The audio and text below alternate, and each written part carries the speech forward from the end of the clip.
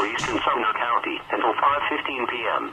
At 4:37 p.m., a severe thunderstorm capable of producing a tornado was located near South Haven, moving northeast at 35 miles per hour.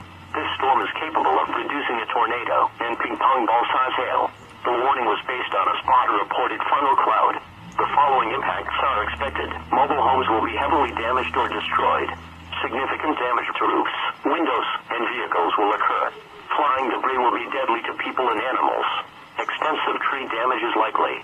Locations impacted include Wellington and Oxford. This includes the Kansas Turnpike between mile markers 2 and 25. Take cover now. Move to an interior room on the lowest floor of a sturdy building. Avoid windows. If in a mobile home, a vehicle, or outdoors, move to the closest substantial shelter and protect yourself from flying debris.